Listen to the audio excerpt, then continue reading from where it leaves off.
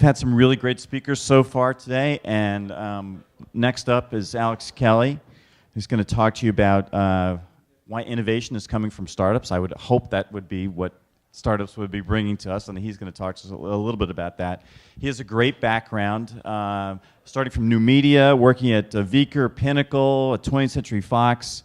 He just told me he was the guy that was responsible for taking all the ads that are at the end of TV shows and basically crushing the credits and pushing ads in there and creating more revenue for A&E on that. So hats off to you for making me watch more commercials. So thank you. And then after that, he was at IGT, where he ran the interactive division, and recently now has moved over to be the CEO of PLAYSINO. PLAYSINO has Bingo World, PLAYSINO Poker, and Solitaire and Prizes on Facebook and different mobile platforms. Also partnered there with Brock Pierce, who put together today's program and did a great job.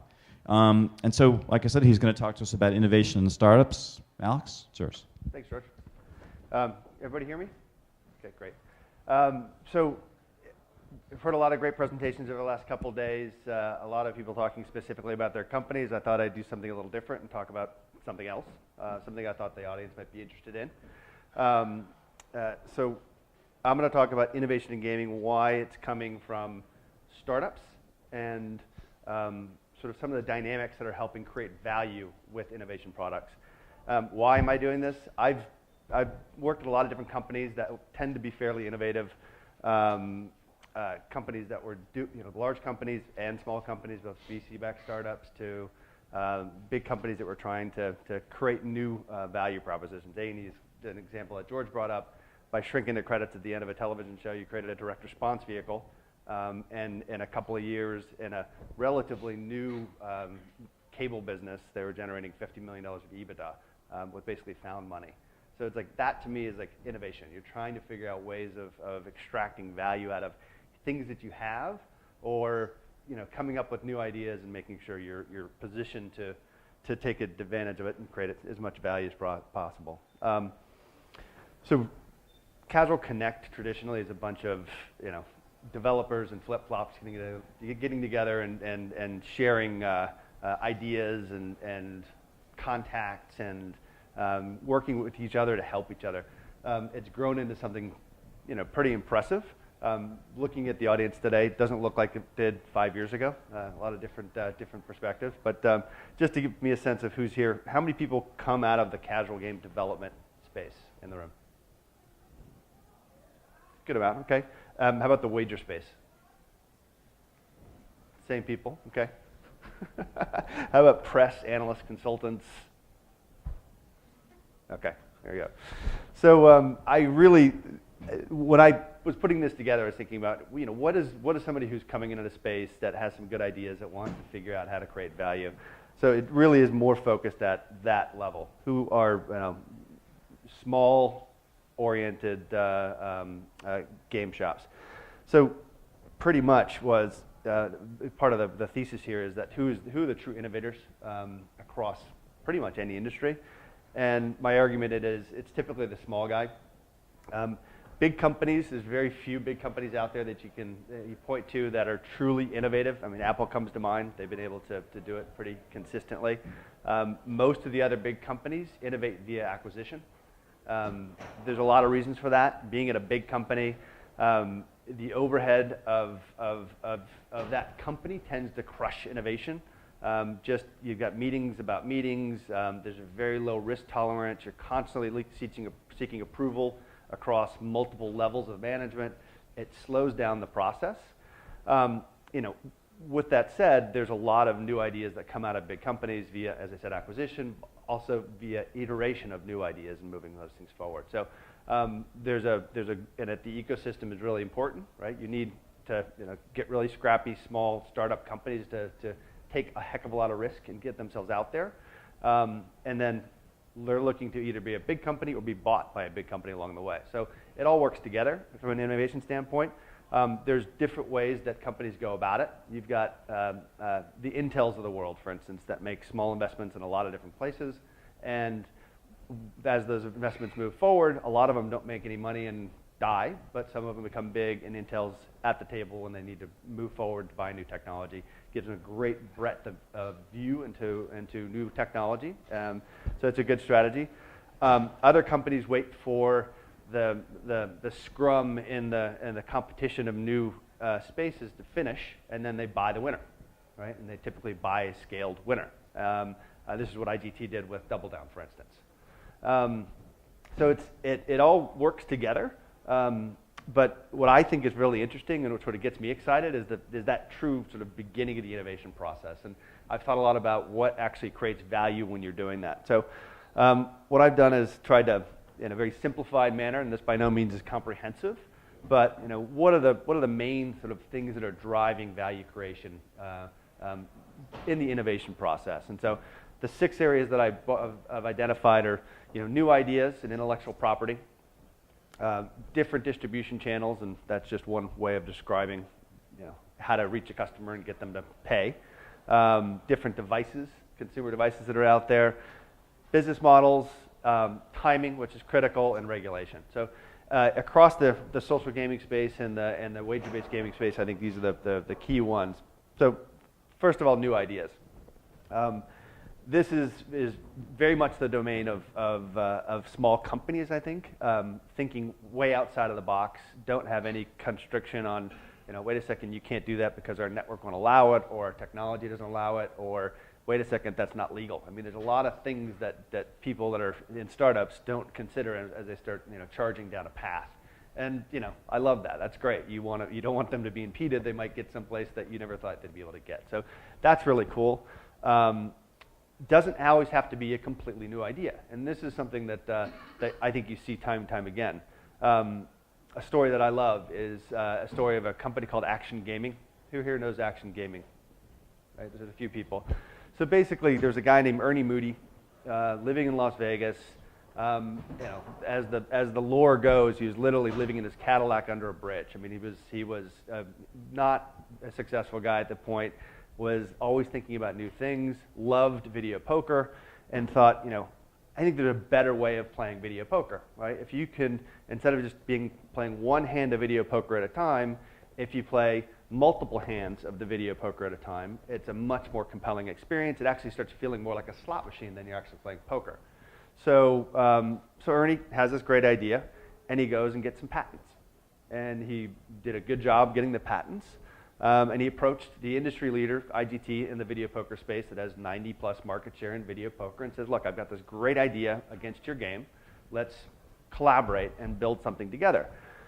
Cut to now, Ernie's office is in an airplane hangar at McCarran Airport in Las Vegas with his ridiculously nice jet, and flies around to all of his boats. He shares revenue with IGT in the video poker space, which is one of the bigger categories in the slot, the subcategories in slot, almost on an equal basis. I mean, it's a phenomenal deal. But the lesson there is, as you're coming up with these new ideas, you need to be thinking about IP.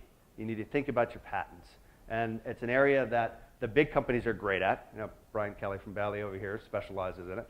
IGT, Bally, Aristocrat, those guys are thinking about patents. They have massive patent portfolios. And it's the way that you deal with it is multiple fold. You patent so you can protect yourself. You patent so you can sort of partner with people going forward and say, you've got this patent, I've got this patent, let's put them together and do something together. But it's critical to be thinking about that. Not saying that as a startup you should be worried about every patent out there, about what you're doing, because a lot of times you're not going to get crushed if you're infringing on somebody's patent until you get to a point where you're interesting. So at that point, usually there's some deal to be done with the patent holder if you're infringing. One of the biggest changes in our current environment are these platforms, ecosystems, app stores, distribution channels, whatever you want to call them. The bottom line is you've got these places that are out there now that aggregate massive audiences. I mean, Facebook's 1.1 billion people that go there on a monthly basis, and I think it's close to over 1 billion almost daily. So it's massive. You also have distribution through mobile, through internet, through social networks, et cetera. So these distribution channels or ecosystems are great for aggregating audience and giving you access to that audience, but they also are providing payment processing. So they allow you to bill a customer in a very friction-free way. Apple just announced recently they've got 175 million credit cards on file. Amazon's probably right there with them. Facebook's getting aggressive with that as well. But what that allows you to do is get somebody to pay you without putting their hand in their pocket again and pulling out a credit card, which is the biggest friction point that you can get. In the real money gaming space, there's nothing like this. The real money gaming space, every customer you acquire, you have to get them to get their wallet out, take their credit card, put in their information, and develop an account. It's the biggest hurdle point of any funnel analysis that you do in the real money gaming space, and it's why the real money gaming companies in Europe are paying such high affiliate fees for those customers. You know, the affiliate fee you get from a customer is upon that individual actually opening an account with their credit card and making a bet, right? So after you get that hurdle, within a day or two, you can estimate their lifetime value. So, and in that space, in the real money gaming space, those affiliates have traditionally got about 30 to 35% of the lifetime value of that customer, just because they got them to put down their credit card. It's a massive hurdle.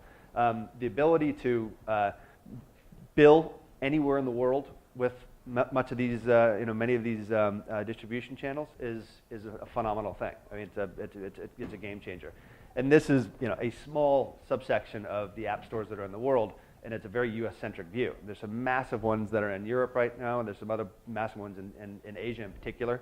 Baidu just bought a 91 Wireless, which is an app store creator, for $2 billion about 2 weeks ago. Right? So in Asia, it's becoming a big deal, and there's been consolidation in our sort of ethnocentric view of this, but in reality, app stores are starting to become very, very, very diverse. There's 500 plus app stores in place in China alone. So the distribution channel, ecosystem, app store, et cetera, can be structured in different ways, specifically for developers. An example that I like to talk about is Sega and Nintendo. Sega was very arrogant when they got a large market share of their consoles, and they basically made it so the developers couldn't make a lot of money. It was difficult for the developers to actually come in, work, and get their products out. And Nintendo came and made it very easy for them to do it, and therefore there was a transition of the content creators in the space, the entrepreneurs really, going from one platform to another. So closed typically doesn't work. Completely open is not feasible 100% because of credit cards and laws, et cetera. So curated is ending up being sort of the accepted way of looking at this, and Apple does a good job of it. They basically have to approve your apps as they come through. They look at it fairly closely, and if you go against the terms of service, they're going to be the first ones to shut you down. Google and Android's a little bit more flexible about that. They approve you quicker, and they'll let you get away with a little bit more. All of it's sort of a game to developers, even small developers and big developers. In the real money gaming space, for instance, the industry leaders, the Paddy Powers of the world, have been sort of pushing the envelope of what they can get away with from a gambling standpoint on app stores and networks for a long time. Consumer devices, I mean, this is something where, as a small innovator, your decision point is your choice of where you want to develop. You're not going to be building the device yourself. So you've got to figure out which ones are going to scale. It's a world where you don't want to be first. You want to sort of figure out, how are things moving, and you need an established installed base to actually make money off of anything. So it's a very critical thing to be thinking about how to choose. But our choices have gotten very broad. You used to only be able to create a game for a big console, whether it was a free-to-play Pac-Man type game or a slot machine, didn't matter. Then you got the console games, then you started getting handhelds, then you started getting multiple consoles, then you started getting mobile, and then, of course, social networks. So lots of different places today that we can actually go in and innovate for and partner with. So business model is an interesting one. So the game mechanics behind Farmville, Candy Crush, poker, those have been around for a while. There's no real magic in what they are. I mean, poker's over 150 years old. What was interesting about and innovative about how these became compelling and big businesses for a number of companies is in-app purchasing, right? So the idea of being able to buy something inside of the game. So you've taken away the whole premium gate that was typically used to monetize games, and said, come in, play. We'll even give you time every day to play. We'll give you, your currency of whatever the game is, and you can come in and do whatever you need to do, and you don't have to pay us a penny. But if you want to get to a different level, or if you want to, if you're playing poker in a room with your friends and you lose all your money, you're going to have to come back and do an in-app purchase. And that is a very interesting business model change.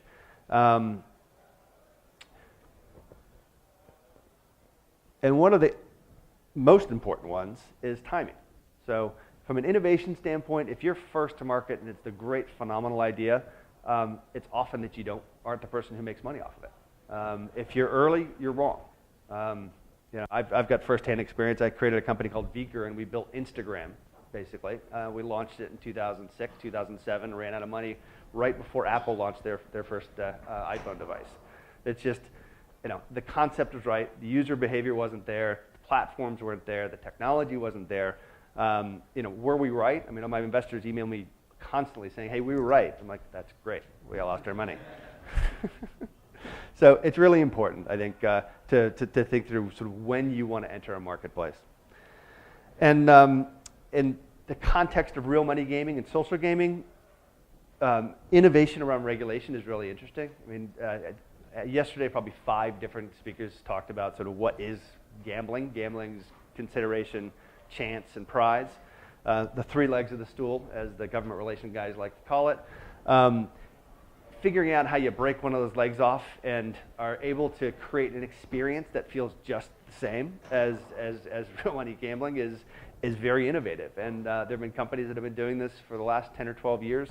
I think the best of the most profitable ones, as we've seen, is the virtual currency space. So it's interesting. Do I think that the innovation is going to stop in that reflect and start banking off legs? No, it's going to continue. So that's what I had to say about innovation. Conclusion: just keep doing it.